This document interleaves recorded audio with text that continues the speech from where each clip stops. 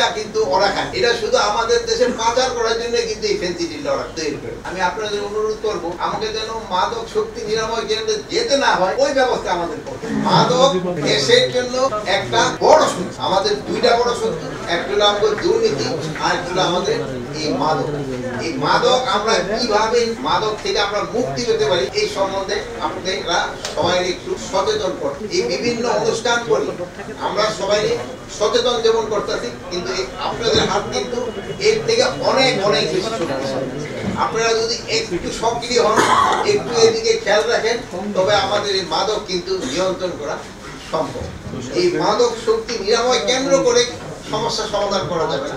মাদক যেন বাইরে থেকে ঢুকতে না পারে এবং যারা ঢোকার সাহায্য করে তাদেরও সংবাদ যদি আমাদের দেন, যদি আমাদের বাহিনীর লোকও যদি ইনভলভ থাকে আপনারা অবশ্যই দিবেন, আমরা তাদের বিরুদ্ধে আইনানুগ ব্যবস্থা নিই। এই মাদক আমাদের সব সমাজ, আমি সেদিন কারা পরিদর্শনে গেছিলাম, ওখানে দেখলাম এখন আমাদের ভাই বোন ছেলে মেয়ে সবাই ইনভলভ, এখন একটা ভাই বোন ছেলে মেয়ে সবাই এবং সব স্তরে, মানে উচ্চ শ্রেণীরও রয়ে গেছে, মধ্যম শ্রেণীর রয়ে গেছে এবং গরিব শ্রেণী তাদেরও রয়ে গেছে, সব ধরনের থেকে।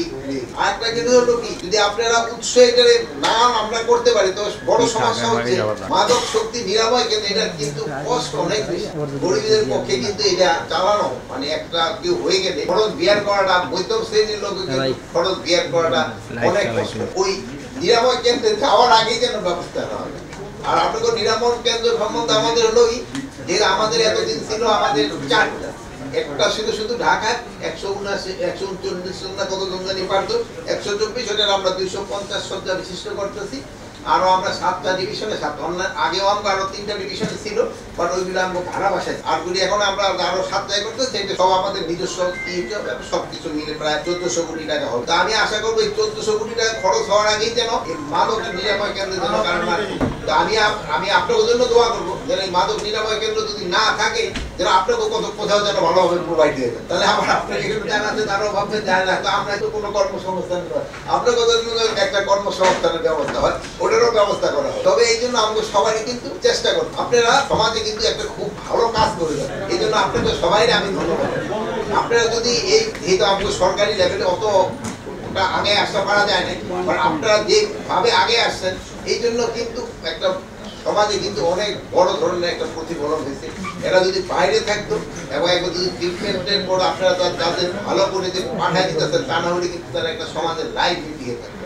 এখনো তারা একটা সমাজের জন্য লাইবিলিটি, তারপরে আপনার সাথে ট্রিটমেন্ট পাওয়ার পরে তারা ফিরে যাচ্ছে, ভালো হচ্ছে, দুই একজন হয়তো আবার হয়তো আপনাদের কাছে ফিরে আসতে। বাট এই যে আপনাদের কাজের যে স্বীকৃতির জন্য আপনারা সবাই ধন্যবাদ। আমরা সবাই একটা হাততালি দিয়ে ওনাদের একটা মাদক যেভাবে হোক আমাদের সমাজ থেকে উচ্ছেদ করতে হবে। ইন্ডিয়া যে ছোট ছোট ইন্ডাস্ট্রি গড়ে তুলছে, কটেজ ইন্ডাস্ট্রি, যে ফেন্সি ডিলটা আমাদের দেশে আসে, ওই ফেন্সি ডিলটা কিন্তু ওরা খায়, এটা শুধু আমাদের দেশে পাচার করার জন্য কিন্তু এই ফেন্সি ডিলটা ওরা তৈরি করে। এটা ওরা বললে, আমরা যেসব বলি সেসব ওরা অস্বীকার করে যে না। একসময় দেখেন আমাদের দেশে কিন্তু ফেন্সি ডিলটা বাচ্চাদের পেটে ব্যথা খেতে হলে খাওয়াতো, কিন্তু পরে দেখা গেল যে না, যে একটা এই সাবের মতো একটা ছবি, এটা ওই ইন্ডিয়া করতেছে যে ভাই যেটা বলতে এটা সত্যি কথা। এই জন্য আমি ওই বিজেপি আপনাকে সেদিন বলছি এই কথাটা, বিজেপি সৈনিকদের অ্যাড্রেস করার সময় সবসময় বলতাম তোরা যদি একটা এই ছেড়ে দিই এই ফেন্সিডিল হয়তো 100-200 টাকা করে পাচ্ছ, বাট এই ফেন্সিডিল তোমার ছেলে মেয়ে বা তোমার কোনো আত্মীয় স্বজন খাবে, তুমি সেই সময় টের পাইবা যে তুমি কি অন্যায়। এটা আমাদের কিন্তু সমাজের সব শ্রেণীর লোকের বুঝতে হবে। এটা শুধু আইন শৃঙ্খলার বাহিনী না, এটা শুধু আইন শৃঙ্খলা বাহিনীর থেকে হয়তো কিছু কিছু তারা ক্যারি করতেছে। আর যারা আছে গডফাদার, তারা কিন্তু আবার ওই হোটেল ইন্টারকন্টে বয়ে গেছে, এটা আবার আমাদের সাথে চারটা খেয়ে থাকি, এরা আবার দেখুন আমাদের সাথে ঘুরে ফেরা করে। আমি এই জন্য বলছি যে এক ক্ষেত্রে আপনার কিন্তু প্রপার অ্যাকশন নিতে হবে। আমরা খালি ক্যারিয়ার বই ধরতে পারি, কিন্তু গডফাদারদের কিন্তু খুব একটা ধরতে পারতেছে।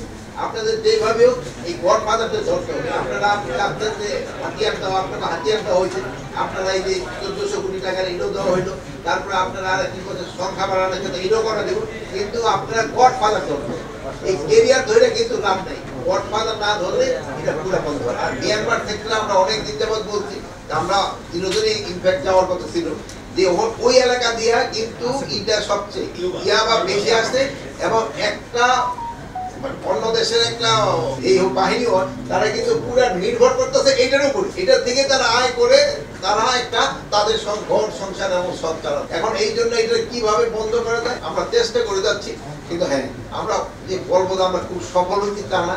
আপনারা অনেক সময় নামও জানেন যে বদিশা, হ্যাঁ বদি, এরকম অনেক বদি হয়ে গেছে, এখন অনেক বদি হয়ে গেছে। এখন এইগুলি কিভাবে ধরা যায় এগুলি আপনাদের সাহায্য সহযোগিতা লাগবে। আপনারা এই মাদকের উপরে ভালো ভালো ফিচার করেন, যদি ওইরকম করেন এবং কিছু নাম দিতে পারেন, যেহেতু আপনার মতো একটা ইন্টেলিজেন্স আমাদের থেকে আরো বেশি কাজে করে, এই জন্য খুব ভালো।